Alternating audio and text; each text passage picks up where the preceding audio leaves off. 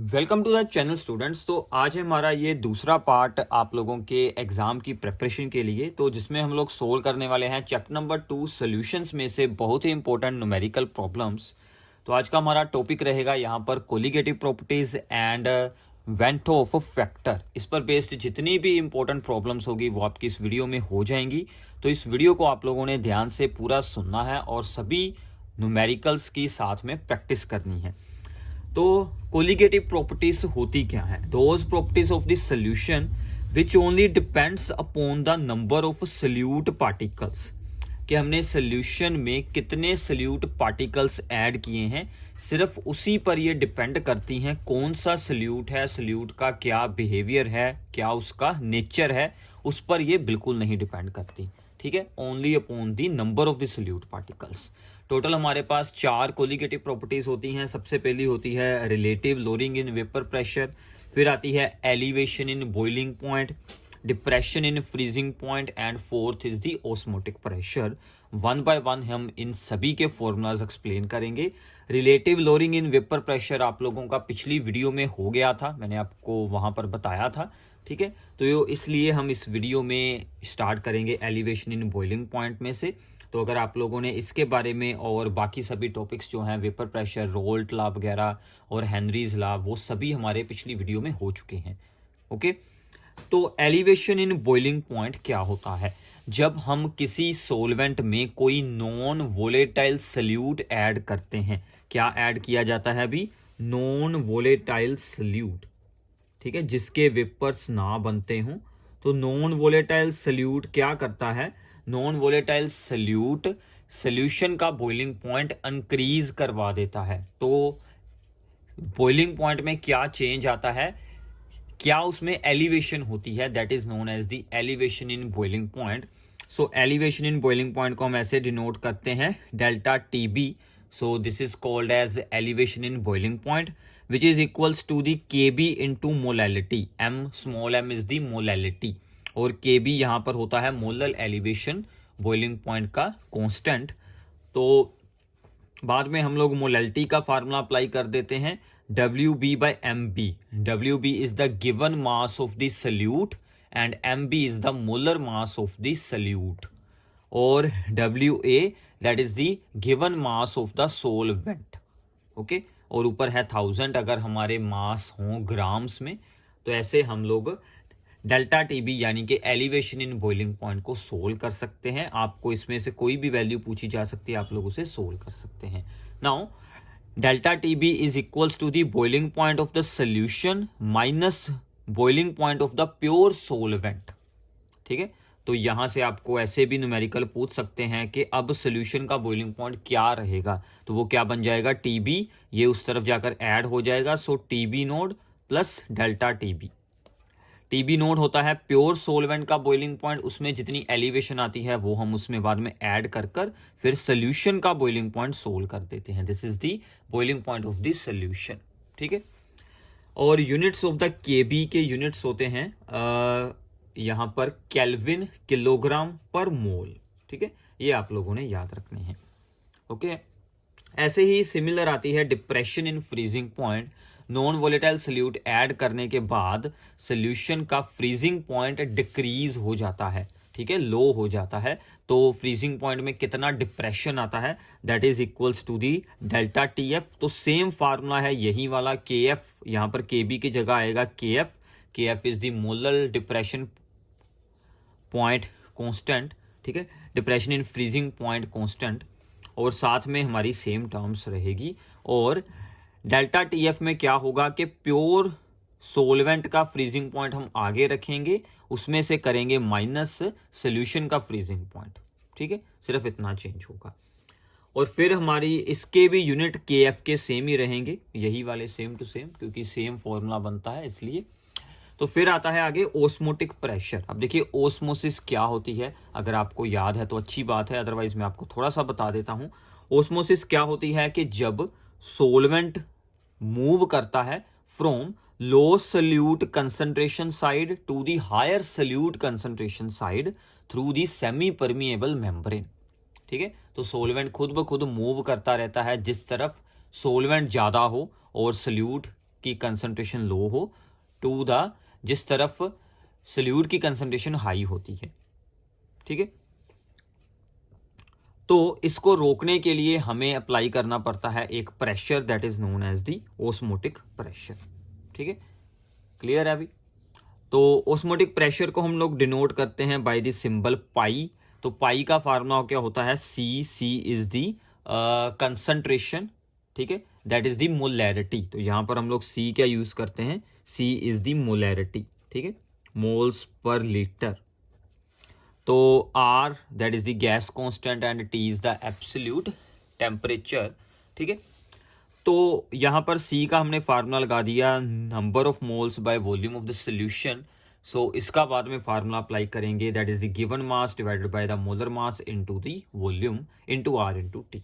तो ऐसे ये सभी फार्मूलाज हैं। वी हमारी रहेगी इन लीटर्स, अगर एमएल में होगी तो हम लोग यहाँ पर भी ऊपर यूज कर लेंगे 1000, तो सेम फार्मूला बन जाएगा। क्लियर है अभी? तो ये थी आप लोगों के लिए कोलिगेटिव प्रॉपर्टीज के फार्मूले। अब इसके बाद आता है वेंट ऑफ फैक्टर। ठीक है, ध्यान से एक बार फार्मूले सुन लीजिए, फिर हम लोग इनकी प्रॉब्लम्स को सोल्व करेंगे, तो आपको फार्मूले अच्छे से यूज करने आ जाएंगे। तो वेंट ऑफ फैक्टर में क्या है कि जब सोल्यूशन में एसोसिएशन और डेसोसिएशन हो जाए, ठीक है, मतलब हमने जो सल्यूट ऐड किया था वो डेसोशिएट होकर आयंस बना ले या फिर एसोशिएट होकर एसोशिएटेड पार्टिकल्स बना ले, तो क्या होता है कि number of solute particles change हो जाते हैं, या तो वो इंक्रीज हो जाएंगे या फिर डिक्रीज हो जाएंगे।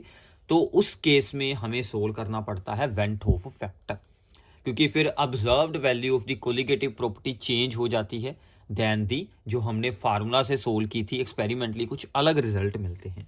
क्लियर है अभी? तो जब डेसोसिएशन एसोसिएशन होती है तो हम लोग सोल्व करते हैं went of factor, that is I के साथ हम इसे डिनोट करते हैं। इसका फार्मूला क्या है? Observed value of the colligative property. Observed value यानी कि एक्सपेरिमेंटल वैल्यू, ठीक है, divided by the calculated value of the colligative property. ये वैल्यू होती है जब हमने अज्यूम किया हो कि देयर इज नो एसोसिएशन और डेसोसिएशन। जो नॉर्मल वैल्यूज होती हैं हम लोग फॉर्मूला अप्लाई कर सोल्व करते हैं। अगर हम लोग कोलिगेटिव प्रॉपर्टी की बजाय यहाँ पर यूज करते हैं मोलर मास, तो ये फार्मूला हमारा रिवर्स हो जाएगा। ऑब्जर्व्ड वैल्यू चली जाएगी डिवाइड में और नॉर्मल वैल्यू चली जाएगी ऊपर। ठीक है, वैसे मोस्टली यही यूज किया जाता है कोलिगेटिव प्रॉपर्टीज वाला। अब देखिए, जब होगी सोल्यूशन में डेसोसिएशन, मतलब कि जो भी हमने ऐड किया है सल्यूट वो ब्रेक होकर आयंस बनाएगा, तो number of solute particles increase हो जाएंगे, तो फिर values of the observed colligative properties भी इंक्रीज हो जाएंगी, ऊपर वाली वैल्यू ज्यादा आएगी, तो आई की वैल्यू क्या आएगी? Greater than 1 in case of the dissociation. तो इसमें हम सोल्व कर सकते हैं डिग्री ऑफ डेसोसिएशन। इसको हम लोग अल्फा के साथ डिनोट करते हैं। इसका फार्मूला होता है I-1 डिवाइडेड बाय M-1। अब M क्या चीज है कि एक फार्मूला यूनिट या एक सल्यूट पार्टिकल ब्रेक होकर कितने आयंस बनाता है। ठीक है, अगर वो 2 बनाता है तो 2 आ जाएगी। फॉर एग्जांपल अगर NaCl है तो उसके लिए M की वैल्यू 2 आ जाएगी। ठीक है, K2SO4 है, इसके लिए M की वैल्यू कितनी आएगी? भी 2K, एक SO4 3 आ जाएगी। ऐसे सभी के लिए अलग अलग वैल्यूज इसमें बन सकती हैं। ठीक है, तो ऐसे ही हमारे पास आती है एसोसिएशन का केस है। अगर एसोसिएशन हो जाएगी तो मॉलिक्यूल्स आपस में जुड़ जाएंगे। ठीक है, जुड़ जाएंगे तो नंबर ऑफ सल्यूट पार्टिकल्स हमारा डिक्रीज हो जाएगा, तो इसका मतलब आई की वैल्यू आएगी स्मॉलर दैन दी 1। एसोसिएशन के केस में हम लोग सोल्व कर सकते हैं degree of association I-1 over 1 over N-1। अब N क्या है कि यहाँ पर कितने पार्टिकल्स एसोसिएट होकर एक बने हैं। इसकी एग्जांपल है, अगर हमने एसिटिक एसिड यूज किया हो, ठीक है, कोई भी अगर हम लोगों ने कार्बोक्सिलिक एसिड यूज किया हो इन दी बेंजीन, ठीक है, तो ये क्या करते हैं? ये अटैच होकर 2 मॉलिक्यूल्स आपस में जुड़कर एक बन जाते हैं। दैट इज इसके लिए N की वैल्यू 2 लगेगी। ये क्या बनाते हैं? डाइमर बनाते हैं। ठीक है, तो ये कौन सी एग्जांपल है आप लोग याद रख सकते हैं? Acetic acid in benzene. अगर एसिटिक एसिड को हम लोग यूज करेंगे इन वाटर तो ऊपर वाला केस बनेगा। अगर हम लोग इसे बेंजीन में ऐड करते हैं तो एसोसिएशन होगी। ठीक है, तो ऐसी कुछ एग्जांपल्स आप लोग यहाँ पर यूज कर सकते हैं। क्लियर है अभी? तो ये इसको कैसे यूज करना है सब कुछ आपको इस वीडियो में मिल जाएगा। ठीक है, तो इसे ध्यान से अंडरस्टैंड करें। वीडियो थोड़ी सी बड़ी हो सकती है, बट मेरा मेन मकसद है कि आप लोगों को सब कुछ अच्छे से समझ आ जाए, तो आप लोगों का एग्जाम अच्छे से हो जाए। ठीक है, तो आगे है कि फॉर सब्सटेंसेस अंडरगोइंग एसोसिएशन और डेसोसिएशन हम लोग सभी कोलिगेटिव प्रॉपर्टीज के फार्मूला के आगे यूज कर लेते हैं i, that is the van't Hoff factor. ठीक है, सभी फार्मूलाज के आगे हम लोग आई को यूज कर लेंगे। अगर हमारा सल्यूट नॉन इलेक्ट्रोलाइट हो, मतलब उसके आयंस ही ना बनते हो या फिर वो एसोसिएशन ही ना होती हो, तो हम लोग नॉर्मल फार्मूला यानी कि आई की वैल्यू हम लोग यूज करेंगे 1। अदरवाइज जो वैल्यू आएगी वो हम लोग लगाकर फॉर्मूला सोल्व कर देंगे। इसके अलावा ये दो छोटे छोटे यहाँ पर ग्राफ हैं, वो भी आप लोगों को याद रखने हैं। तो सबसे पहला ग्राफ है यहाँ पर boiling point and vapour pressure के बीच। अगर सोलवेंट होगा तो उसका ग्राफ कुछ ऐसे बनता है। ठीक है, तो जब प्रेशर यहाँ पर पहुंच जाता है, ये एटमॉस्फेरिक प्रेशर की है ये वाली, ठीक है, स्ट्रेट लाइन। जब इसके बराबरी में आ जाता है प्रेशर तो वो चीज बॉयल कर जाती है। तो यहाँ पर इसका बन गया boiling point TB note, that is the pure solvent का बॉइलिंग पॉइंट लो होता है। हमने नॉन इलेक्ट्रोलाइट सल्यूट पा दिया तो वेपर प्रेशर डिक्रीज हो गया, तो इसका मतलब ये वाली कर्व आगे चली गई। अब उसको हायर टेम्परेचर पर हीट करना पड़ता है to reach the atmospheric pressure. यहां तक पहुंचने के लिए हमें हाई टेम्परेचर यानी कि टीबी यूज करना पड़ा। ठीक है, तो यहाँ पर इंटरसेक्शन वाले पॉइंट्स, यहाँ पर है टीबी और यहाँ पर है टीबी नोट। ऐसे ही होती है यहाँ पर फ्रीजिंग पॉइंट वाली कर्व। ठीक है, तो ये है curve that is the for the frozen solvent, और ये है हमारा नॉर्मल सोलवेंट। ठीक है, प्योर सोलवेंट वो यहाँ पर आकर फ्रीज हो गया था, इसके साथ मैच कर गया, तो यहाँ पर उसका फ्रीजिंग पॉइंट बन गया। ठीक है, अब नॉन वोलेटाइल सल्यूट ऐड करने के बाद जो हमारा सोल्यूशन है उसका फ्रीजिंग पॉइंट तो और लो होगा, उसका फ्रीजिंग पॉइंट यहाँ पर जाकर मैच हुआ तो उसका फ्रीजिंग पॉइंट और ज़्यादा लो है। ठीक है, तो ऐसे ये आप लोगों को इन कर्व्स पर बेस्ड भी प्रॉब्लम पूछ सकते हैं, तो इनको ज़रूर आप लोगों ने ड्रॉ कर लेना है। क्लियर है अभी? ठीक है, तो अब हम इसकी प्रॉब्लम्स को शुरू करते हैं। आई होप कि आप लोगों ने फॉर्मूलाज अच्छे से अंडरस्टैंड कर लिए हैं। ठीक है, साथ में नोट डाउन आप लोगों ने ज़रूर करने हैं फॉर्मूला, तो आपको अच्छे से प्रैक्टिस हो जाएगी। तो हमारी सबसे पहली प्रॉब्लम है यहाँ पर सो द प्रॉब्लम इज के यहाँ पर है हमारे पास 18 ग्राम of the glucose with the molar mass is equals to the 180 is dissolved in the 1 kilogram of the water. ठीक है, देखिए अभी स्टेटमेंट से इंफॉर्मेशन आप लोगों ने नोट डाउन करनी है। इंफॉर्मेशन हो गई तो आपका आधा काम तो वहीं पर ही हो जाएगा। At what temperature will this solution boil if KB की वैल्यू दी गई है, boiling point of the pure water दिया गया। अब देखिए है क्या, 18 ग्राम ग्लूकोज है। अब देखिए ग्लूकोज इज नॉन इलेक्ट्रोलाइट, उसके कोई मतलब आयंस वगैरह फॉर्म नहीं होते, तो हमें वेंटो फैक्टर यूज करने की जरूरत है नहीं। 18 ग्राम है glucose, that is the given mass of the solute, that is the WB। ठीक है, आपको बस ऐसे ही सब कुछ यहां पर ज्यूम कर देना है। Then molar mass of the solute, that is the MB। ठीक है, ये भी हो गया। और हमें यहां पर क्या दिया है, dissolve in the 1 kilogram of the water. तो वाटर क्या है हमारा, solvent, that is the given mass of the solvent is the 1 kg, that is the 1000 gram. Okay अभी, एंड हमें अब सोल्व करना है एलिवेशन इन बॉइलिंग पॉइंट। क्यों सोल्व करना है एलिवेशन इन बॉइलिंग पॉइंट, उसने पूछा है कि ये सब कुछ ऐड करने के बाद at what temperature will this solution boil, boiling point क्या रहेगा। तो क्या फार्मूला था अभी, KB into WB over MB, ऊपर था 1000 ओवर WA। तो KB की वैल्यू ये रही 0.52। अब देखिए KB की वैल्यू हर एक सोलवेंट के लिए अलग अलग होती है। ठीक है, WB है हमारे पास 18 और MB है 180, 1000 WA भी अगर हम देखेंगे ग्राम्स में तो वो भी 1000। ठीक है, तो ये सभी वैल्यूज हमने यूज कर ली, ये तो काफी इजी सोल्विंग हो जाएगी। ये दोनों कैंसिल हो गए, ये कैंसिल हो जाएगा, ये पॉइंट इसके साथ यहां पर लग जाएगा, तो ये बन गया आपका दिस वन। ओके अभी, अब हमें निकालना है बॉइलिंग पॉइंट। तो मैंने आपको क्या बताया था, boiling point of the solution is equals to the boiling point of the pure solvent plus elevation in boiling point.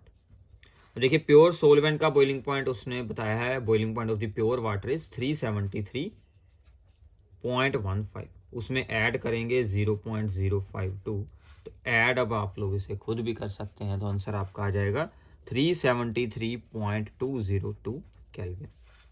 ठीक है, ऐसे आपको इससे छोटी सी प्रॉब्लम को, ठीक है, सिंपल सी प्रॉब्लम को सोल्व आउट करना है। ओके अभी, तो आगे चलते हैं। आगे ऐसी एक हमारे पास रीजनिंग प्रॉब्लम है, ये भी काफी सिंपल है। Give reason why 0.1 molar KCl has higher boiling point than the 0.1 molar glucose. अब देखिए सिंपली ये चीज क्यों पूछी गई है, क्योंकि दोनों की ही हमारे पास कंसंट्रेशन तो सेम है। तो हमने कहा था कि अगर सेम कंसंट्रेशन होगी तो फिर कोलिगेटिव प्रॉपर्टी की वैल्यू सेम होगी, बट यहाँ पर अलग अलग है कि पोटाशियम क्लोराइड के लिए बॉइलिंग पॉइंट हाई हो गया है सेम कंसंट्रेशन पर देन द ग्लूकोज। तो रीजन क्या है कि जो पोटाशियम क्लोराइड है वो यहाँ पर डेसोशिएट हो जाता है, आयनाइज हो जाता है। KCl इज इलेक्ट्रोलाइट एंड उसका वन फार्मूला यूनिट क्या करता है, डेसोशिएट होकर to give the K positive and Cl negative ion. So molar concentration actual में क्या हो जाएगी, 2 इंटू 0.1 0.2 मोलर बन जाएगी। मैंने आपको बताया था कि अगर सोल्यूशन में डेसोसिएशन हो जाए तो सभी कोलिगेटिव प्रॉपर्टीज की वैल्यूज इंक्रीज हो जाती हैं। ठीक है, सो इसका मतलब एलिवेशन इन बॉइलिंग पॉइंट एक कोलिगेटिव प्रॉपर्टी है जो कि नंबर ऑफ सोल्यूट पार्टिकल्स पर डिपेंड करती है। अब यहाँ पर नंबर ऑफ सोल्यूट पार्टिकल्स हो चुके हैं डबल, तो इसका मतलब उसकी जो एलिवेशन इन बॉइलिंग पॉइंट भी हाई रहेगा than the glucose, because glucose is non electrolyte. Clear है। तो ऐसे ही अगर आपको पूछा जाता फ्रीजिंग पॉइंट के बारे में, तो फ्रीजिंग पॉइंट पोटाशियम क्लोराइड का लो होता, ग्लूकोज का हाई होता। वाई? क्योंकि पोटाशियम क्लोराइड में जब सोल्यूट की कंसंट्रेशन डबल हो जाती तो डिप्रेशन इन फ्रीजिंग पॉइंट ज्यादा होता, मतलब फ्रीजिंग पॉइंट डिक्रीज होना है तो पोटाशियम क्लोराइड का ज्यादा डिक्रीज हो जाता देन द ग्लूकोज, इसलिए इसका लो होता, इसका हाई होता। ठीक है, तो ये बात का आप लोगों ने ध्यान रखना है, फ्रीजिंग पॉइंट में ऑपोजिट हो जाएगा। ठीक है, भी याद रखना। तो आगे चलते हैं। Calculate the boiling point elevation for a solution prepared by adding this gram of calcium chloride to 200 gram of the water। ठीक है, अब देखिए जो हमारे पास है calcium chloride, this is an electrolyte. अगर आपको कुछ भी ना बताया हो, अगर आपको ये भी ना बताया हो कि आप लोगों ने अल्फा निकालना है, वेंटो फैक्टर निकालना है, तो इसका मतलब कि अगर कोई सोल्ट है जिसके आयंस बन सकते हैं उसकी आप लोगों ने एज्यूम कर लेनी है कंप्लीट डेसोसिएशन, कि वो पूरे का पूरा ही ब्रेक हो चुका है। ठीक है, तो हम लोग यहाँ पर एज्यूम करेंगे, सो अज्यूमिंग द कंप्लीट डेसोसिएशन। ठीक है, वैसे तो स्टेटमेंट में बताया होता है, अगर ना बताया तो आप लोगों ने खुद कर लेना है। Assuming the complete dissociation of calcium chloride. ठीक है, अगर उसकी कंप्लीट डेसोसिएशन हो जाए तो वो जितने आयंस बनाएगा उतनी ही आप लोगों की आई की वैल्यू हो जाएगी। ठीक है, एक बनाएगा Ca, दो बनाएगा Cl के, तो टोटल हो गए 3 आयंस, तो आई की वैल्यू हमारी 3 हो गई। बाकी इंफॉर्मेशन अब हम लोग यहाँ से देखते हैं, इसका वेट कितना यूज किया गया है, given mass that is the 10 gram and solvent use किया गया है 200 ग्राम। ठीक है, मोलर मास हमें इसका बताया गया है दैट इज दी 1111। ठीक है, तो बाकी Kb की वैल्यू है, हमें सोल्व कर लेना है boiling point elevation that is the delta Tb। तो इस बार क्या करेंगे, फार्मूला के आगे आई लगा देंगे, दैट इज दी वेंटोफ फैक्टर लगा देंगे। ठीक है, बाकी फार्मूला आप लोगों को याद हो गया होगा अब तक। तो यहाँ पर सभी यूज करते हैं वैल्यूज। 3 Kb की वैल्यू है 0.52, Wb है हमारा 10, Mb है हमारा 111 और यहाँ पर है 200। ठीक है, अब इसको आप लोगों ने सोल आउट कर लेना है, ये तो सिंपल हो जाएगा, ये कैंसिल होकर बच गया हमारा 5।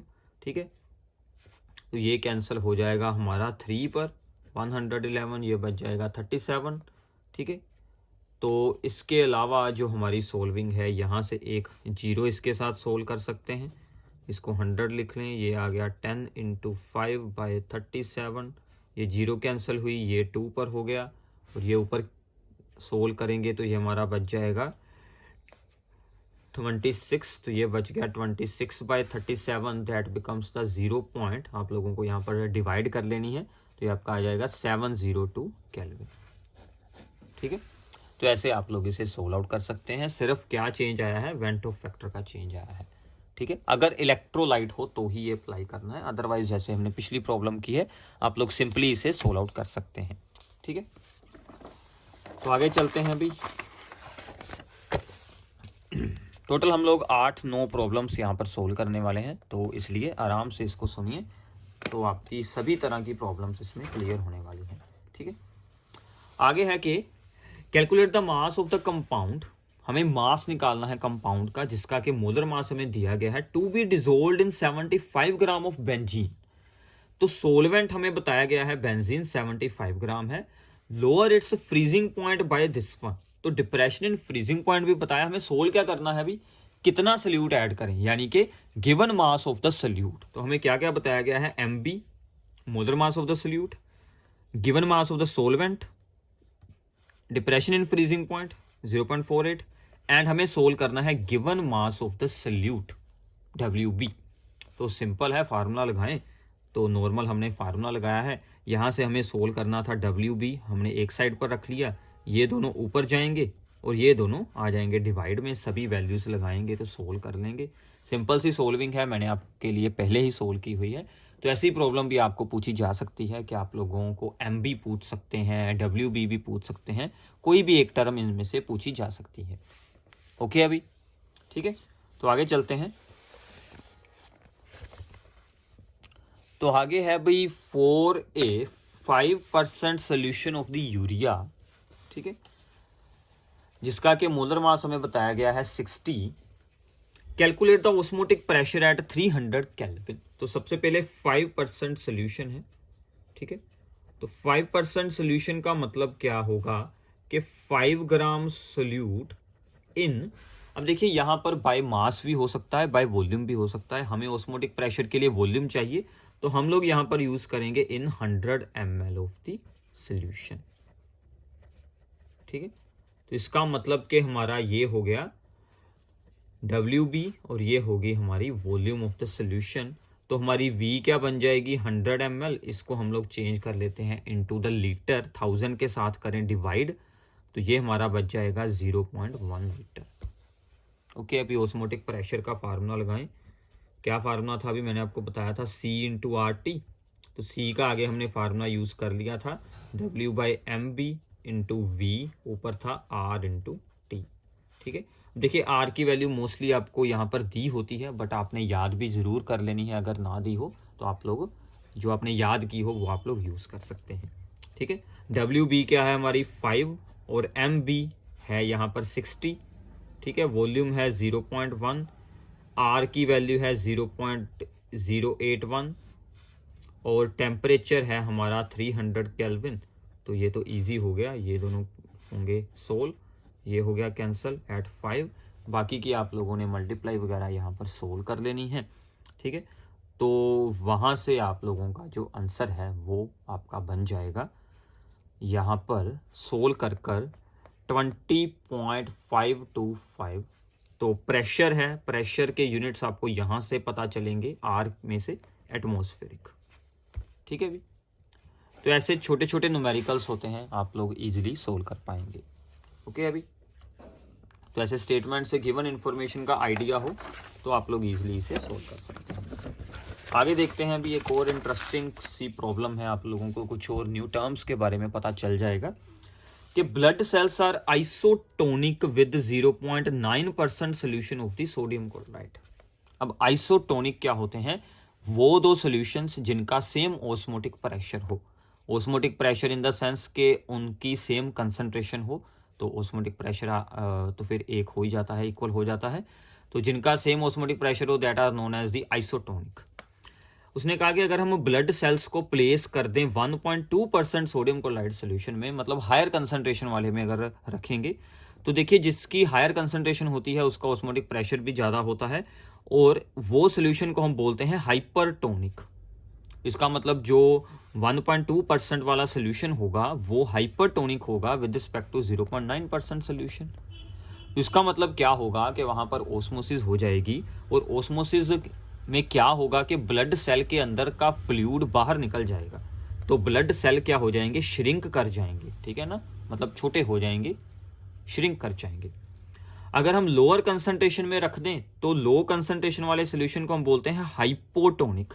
एक वर्ड याद कर लें, ठीक है, दोनों में कंफ्यूजन हो जाती है। तो यहाँ पर हाइपर मतलब ज्यादा होना, हाइपो मतलब लो होना, ठीक है। तो वो बनेगा हाइपोटोनिक, और हाइपोटोनिक में क्या होगा कि बाहर का फ्लूइड ब्लड सेल में एंटर करेगा और ब्लड सेल का साइज इंक्रीज होगा और वो कर जाएंगे, स्वेल कर जाएंगे, फूल जाएंगे। ठीक है, तो दोनों ही केसेस में लिए हमारे लिए हार्मफुल हैं, तो इसलिए हमें आइसोटोनिक सोल्यूशन ही यूज करने पड़ते हैं। ओस्मोसिस ना हो तो अच्छा है। ठीक है भाई, तो आगे चलते हैं। So now this problem is also very very interesting कि हमें यहाँ पर बताया गया है कि 0.01 मोलल यानी कि molality aqueous solution of aluminium chloride फ्रीजेज at this one. उसका फ्रीजिंग पॉइंट हमें पहले ही बता दिया। ठीक है, कैलकुलेट द परसेंटेज ऑफ डेसोसिएशन। अब देखिए, जब उसने खुद ही कह दिया कि कितनी डेसोसिएशन हुई है ये सोल्व कीजिए, मतलब कि हमें वेंटो फैक्टर वगैरह सभी कुछ सोल्व करना पड़ेगा। अब देखते हैं हमें क्या क्या दिया गया है। सबसे पहले हमें बताई गई है मोलैलिटी, दैट इज दी 0.01 मोल। ठीक है, फिर हमें बताया गया है डिप्रेशन इन फ्रीजिंग पॉइंट। अब देखिए, ये जो है ना डिप्रेशन इन फ्रीजिंग पॉइंट, ये ऑब्जर्व्ड वैल्यू है, एक्सपेरिमेंटल वैल्यू है। तो मैं इसको यहां पर क्या लिखूंगा, ऑब्जर्व्ड डेल्टा टीएफ। ठीक है, आप लोग इतना इन शॉर्ट वर्ड्स हम लोग यूज कर लेते हैं, इसका हम लोग साइन चेंज कर लेते हैं, मतलब कितना फ्रीजिंग पॉइंट लो हुआ है दिस वन। ओके, अभी तो अब हमें क्या निकालना है, हमें सोल्व करना है calculated value of the delta T, जो हम लोग नॉर्मल फार्मूला लगाकर करते हैं विदाउट अज्यूमिंग एसोसिएशन डेसोसिएशन वगैरह, हम लोग कुछ नहीं अज्यूम करते उसके अकॉर्डिंग। तो नॉर्मल फार्मूला अप्लाई हो जाएगा, क्योंकि हमें दी गई है मोलैलिटी, तो हम लोग सीधा ही फार्मूला लगा देंगे। तो के एफ की वैल्यू है हमारी 1.86 और मोलैलिटी है हमारी 0.01। इसको 2 जीरोज और ओवर में चली जाएंगी, सो दिस बिकम्स 0.0186। ठीक है, ओके अभी अब हमें क्या सोल्व करना है, आई की वैल्यू। सो आई क्या होती है, observed value of the colligative property divided by the calculated value of the colligative property. ठीक है, ऑब्जर्व्ड कितनी आई है 0.068 और जो हमने फार्मूला लगाकर सोल्व की है वो है 0.186। अब इसको आप लोगों ने डिवाइड करना है, ऊपर वाली वैल्यू ज़्यादा है तो अप्रोक्सीमेटली ये आपका आंसर डिवाइड कर आ जाएगा 3.6555 आता है। ठीक है, तो हमने इसको अप्रोक्सीमेटली कर लिया 3.66। ठीक है, अब देखिए आइडिया होना चाहिए आपको आइडिया यहाँ से आ जाएगा। एल्यूमिनियम क्लोराइड है, ये 4 आयंस बनाता है, तो 4 या 4 से छोटी वैल्यू हो सकती है आई की, तो वो आ गई 3.66। मतलब वो वीक इलेक्ट्रोलाइट है, तो वो कंप्लीट डेसोसिएशन हुई नहीं। अगर 4 आ जाती तो इसका मतलब था कि कंप्लीट हो गया ब्रेक। ठीक है, तो अब देखिए एल्यूमिनियम क्लोराइड है, तो एल्यूमिनियम क्लोराइड क्या करता है, एक बनाएगा एल्यूमिनियम आयन और 3 बनाएगा Cl नेगेटिव आयन। सो इसका मतलब M की वैल्यू हो गई 4। M होता है कि एक में से कितने आयंस बनते हैं, तो हम लोग अल्फा का फार्मूला लगा देते हैं, alpha is equals to I-1 over M-1। मैंने आपको शुरू में फार्मूला बताया था ना, तो I क्या है भी हमारा वेंटो फैक्टर M है कि एक जो फॉर्मूला यूनिट है वो ब्रेक होकर कितने आयंस बनाती है, दैट इज दी 4। क्लियर है, तो आई की वैल्यू है हमारी 3.66 -1 और डिवाइड में आ गया 4 - 1, तो ये बच गया 2.66 डिवाइडेड बाय 3। इसको अब आप लोगों ने डिवाइड करना है, तो ये आपका आंसर आ जाएगा 0.886 के आसपास हो सकता है। ठीक है, 88 जरूर आना चाहिए, थोड़ा बहुत चेंज हो सकता है। और अगर हम यहाँ पर देखेंगे परसेंटेज उसने पूछी है, तो परसेंटेज के लिए इसे 100 के साथ मल्टीप्लाई कर दें तो ये बन जाएगा आपका 88.6%। ठीक है, तो 88.6% आयन की डेसोसिएशन हो चुकी है।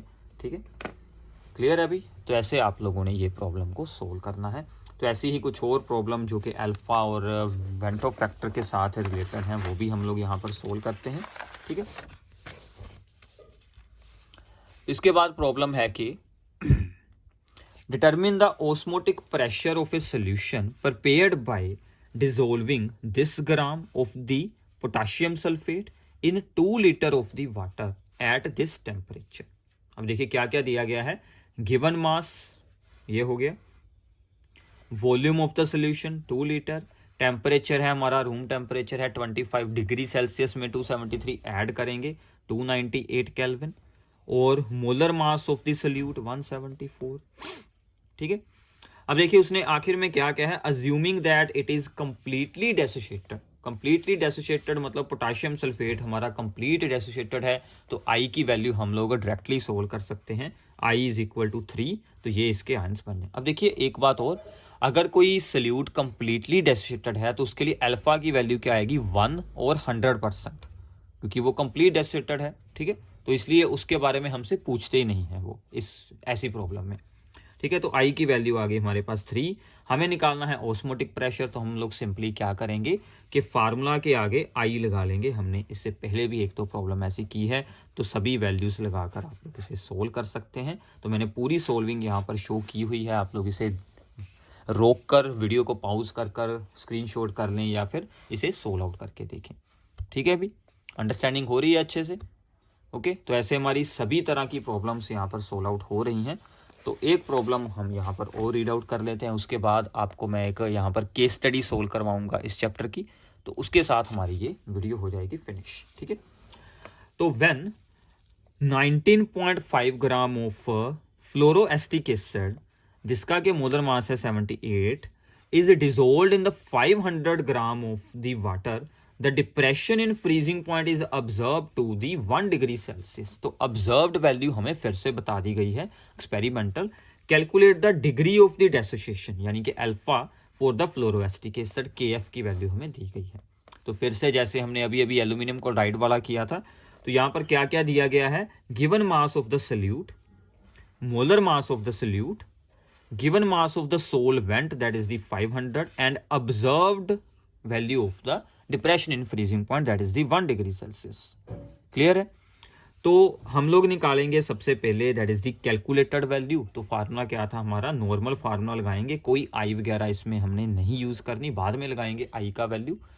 तो ये सब भी वैल्यूज पुट करेंगे तो हमारा आंसर आ गया 0.93। ठीक है, तो अब हमारे पास है observed value over calculated value. Observed है 1, कैलकुलेटेड आई है 0.93। ये तो आपको आइडिया होता है कि डेसोसिएशन के केस में ऑब्जर्व्ड वैल्यू ज्यादा होती है, तो आंसर आ गया हमारा 1.075। क्लियर है? ठीक है भाई, तो अब देखिए फ्लोरोएस्टिक एसिड, कोई भी एस्टिक एसिड यानी कि कोई भी कार्बोक्सिलिक एसिड हो तो उसके 2 ही आयंस बनते हैं, सिर्फ ये H आयन बनाएगा, बाकी सभी ऐसे ही रहेगा। सो M की वैल्यू 2 लग गई, तो अल्फा का फार्मूला लगाएं। यहां पर भी I-1 ओवर M-1, तो I-1 ओवर M-1 कर कर हमारा ये आंसर आ जाएगा। 7.5% ही सिर्फ वहां पर डेसोसिएशन हुई है। एक बात और भी, इसमें आपको एक चीज और पूछ सकते हैं, डेसोसिएशन कांस्टेंट।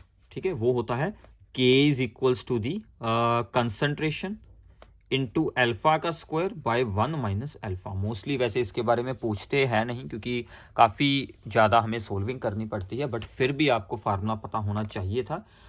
कंसंट्रेशन हमने यहाँ से सोल्व करनी है, इससे ये वाली वैल्यू, ठीक है ना, KF को छोड़ देना और इसका आंसर अलग सोल्व कर लेना, मतलब इसको छोड़कर ये जो वैल्यू है, ये जो इतनी का वैल्यू, ये यहाँ से क्या आ जाएगी 5/10। ठीक है, तो यही आ जाएगी ना, इसको हम लोगों ने छोड़ दिया तो ये आ गई 0.5, तो ये आपकी लग जाएगी 0.5, और अल्फा की वैल्यू जो आपकी यहाँ पर आई है 0.075 का स्क्वायर, और ओवर में भी हम लोग वही रखेंगे। ठीक है, तो इसको अब आप लोग सोल्व कर सकते हैं। ऐसे आप लोग डेसोसिएशन कांस्टेंट को भी सोल्व कर सकते हैं, उसके लिए पहले आपको अल्फा निकालना पड़ेगा। ठीक है, इसके अलावा एक चीज़ और मैं आप लोगों को बता देता हूँ, कई बार कुछ प्रॉब्लम्स में डेसोसिएशन कांस्टेंट की वैल्यू हमें दी होती है, कंसंट्रेशन भी दी होती है, हमें अल्फा निकालना होता है।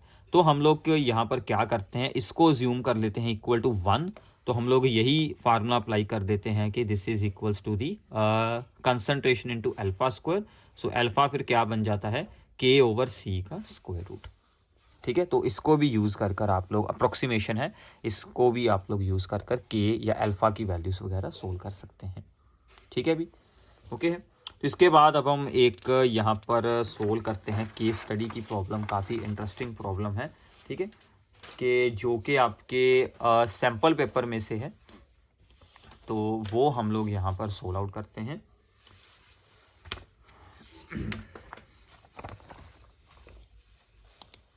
So this is the case study, question number 32 है आप लोगों का। ठीक है, तो इसको हम लोग यहाँ पर रख लेते हैं, तो साथ में ही सोल्विंग करते जाएंगे। ठीक है अभी। तो हमारी स्टेटमेंट क्या है कि यहाँ पर उसने कहा है कि हिना ने एक सोल्यूशन यूज़ किया है 10 ml, ठीक है, with non mass of NaCl। उसकी उसने डिप्रेशन इन फ्रीजिंग पॉइंट वगैरह सोल्व किए हैं, ठीक है। 2 रीडिंग के उसने लिए हैं सेट और अलग अलग मास सल्यूट का ऐड कर कर देखा है, ठीक है। तो ये पूरी हमें रीडिंग्स बताई गई है। तो सबसे पहले तो उसने ये पूछा है कि कौन सा रिजल्ट सेकंड सेट में does not fit the pattern. ये आपको आइडिया हो रहा है कि इसमें से ये वैल्यू अलग है, so this is not fit to the pattern. ये कुछ अलग वैल्यू आ गई है, सिर्फ आप लोगों ने यही बताना है। सेकंड में उसने पूछा है कि why did Hina collect 2 sets of the results. उसने 2 बार रीडिंग्स क्यों ली, ताकि उसमें एरर ना आए। एरर को रिड्यूस करने के लिए, एक्यूरेट और आंसर बनाने के लिए उसने 2 रीडिंग ली है, इसलिए हम एक्सपेरिमेंट की 2 रीडिंग्स लेते हैं, ठीक है। इतना हो गया अभी। अब थर्ड में उसने क्या पूछा है कि in place of NaCl if Hina had used glucose, अगर वो NaCl की जगह पर ग्लूकोज यूज कर ले, what would have been the melting point of the solution with 0.6 gram glucose. तो हमें ये सोल्व करना है कि ग्लूकोज के केस में 0.6 ग्राम अगर हम यूज करें तो फिर कितना होगा मेल्टिंग पॉइंट, यानी कि फिर हमारा जो 0 से कितना depression in freezing point show होगा। अब देखिए पहले हम सोल्व करते हैं NaCl के लिए, ठीक है। तो NaCl के लिए यहां पर क्या रहेगा, तो NaCl के लिए अगर हम लोग सोल्व करते हैं फॉर दी 0.6 ग्राम, तो delta TF is equals to formula होता है हमारा KF। अब देखिए यहां पर NaCl है तो I की वैल्यू आएगी 2, ठीक है। KF है नहीं हमारे पास। WB हमने कितना यूज करना है 0.6 ग्राम, ठीक है, इनटू 1000। ओवर में होता है बी हमारे पास यहाँ पर MB, तो MB इसका क्या आएगा, NaCl का मास कितना होता है 23 plus 35.5 that is the 58.5 and WA mass of the solvent कितना है। अब देखिए यहाँ पर उसने बताया था 10 ml को हम लोग अज्यूम कर लेंगे 10 ग्राम, ठीक है, ये हो गया। तो सिमिलरली अब इसको अगर आप लोगों ने सोल्व करना है तो हम लोग इसे सोल्व कर लेते हैं, ठीक है। एक आदि जो यहाँ पर 0 सोल्व होती है। तो फॉर दी ग्लूकोज के लिए भी क्या आएगा, अभी इसको हम लोग लिख लेते हैं NaCl, तो delta TF for the glucose, ठीक है। उसके लिए आएगा KF, गिवन मास तो उसका भी हमने सेम रखना है, और उसका मोलर मास कितना होता है ग्लूकोज का 180, ठीक है, और साथ में है given mass of the solvent, ठीक है। तो इसको सोल्व कर दें जीरोस। अब इन दोनों को हम लोगों ने कर लेनी है डिवाइड, तो अगर हम लोग इसे करेंगे डिवाइड तो ऊपर आ गया NaCl वाला मास डिप्रेशन फ्रीजिंग पॉइंट, नीचे आ जाएगा ग्लूकोज वाला। उधर देखिए KF के साथ हो गया, KF कैंसल 0.6 के साथ 0.6, 100 के साथ 100, तो क्या बचेगा 58.5। ये यहाँ पर ओवर में है तो ये यहाँ पर आ जाएगा, ऊपर बचा यहाँ पर 2, तो ये ओवर में है, ये यहाँ पर ओवर में आएगा ना ऐसे, तो ये ऊपर चला जाएगा 180, ठीक है। तो बस यही हमारे पास वैल्यूज बची। अब देखिए जो NaCl के लिए 0.6 ग्राम पर कितना डिप्रेशन आता है 3.8 का, वो वैल्यू यहाँ पर यूज कर लें। 3.8 divided by delta TF for the glucose, उधर आ गया हमारा 2 इंटू 180 बाई 58.5। अब ये वैल्यू उधर जाएगी, ये इधर होकर मल्टीप्लाई होंगी, तो आप लोग इसे सोल्व कर सकते हैं। तो डेल्टा TF आपका सोल्व होकर आ जाएगा 0.6175, ठीक है। तो ये आपका आंसर बन जाएगा, ओके। अभी तो फ्रीजिंग पॉइंट जो होगा वो फिर क्या आएगा ग्लूकोज वाले सोल्यूशन के लिए। So therefore freezing point is equals to the minus में जाएगा, माइनस दिस वन, उसने पूछा था फ्रीजिंग पॉइंट, ठीक है। तो ऐसे आप लोग इसे सोल्व आउट कर सकते हैं। तो इसके अलावा जो इसका एक और वाला ऑप्शन है, option what is the predicted melting point if 1.2 gram of salt is added. अगर हम 1.2 ग्राम साल्ट को ऐड करें तो आपके अकॉर्डिंग क्या होगा, ठीक है ना, प्रेडिक्ट करना है, सोल्व नहीं करना। तो अब देखिए कि अगर हम लोग यहाँ से आइडिया ले कि 0.3 ग्राम के लिए था 1.9, मास को हमने 2 टाइम्स किया तो ये भी 2 टाइम हो गया, है ना, 3.8 हो गया। अब इसको हम लोग 2 के साथ मल्टीप्लाई करते हैं तो वो बन जाएगा हमारा 1.2, इसको भी 2 के साथ मल्टीप्लाई कर लें तो ये आपका बन जाएगा -7.6। तो तो ये आपकी प्रेडिक्टेड वैल्यू होगी। ठीक है, तो ऐसे आप लोग इसे सोल्व आउट कर सकते हैं। तो ये था आपके लिए भी सॉल्यूशंस चैप्टर के न्यूमेरिकल्स और हमारी प्रेपरेशन की सीरीज़ की second video. So I hope कि आप लोगों ने अच्छे से इन सभी टॉपिक्स को अंडरस्टैंड किया है। अपने सभी फ्रेंड्स के साथ इसे शेयर करना, आपको जल्द ही इनकी प्रैक्टिस PDF फाइल्स भी साथ में मिल जाएंगी। Thanks for watching the video. Channel को सब्सक्राइब करना मत भूलिएगा और सबसे ज़रूरी बात, नीचे कमेंट्स में हमें ज़रूर बताइए अगर आपको हमारी वीडियो से अच्छी अंडरस्टैंडिंग हो रही है, और अगर आपका कोई भी डाउट है तो वो आप लोग सब कुछ नीचे पूछ सकते हैं। ठीक है भी, थैंक यू।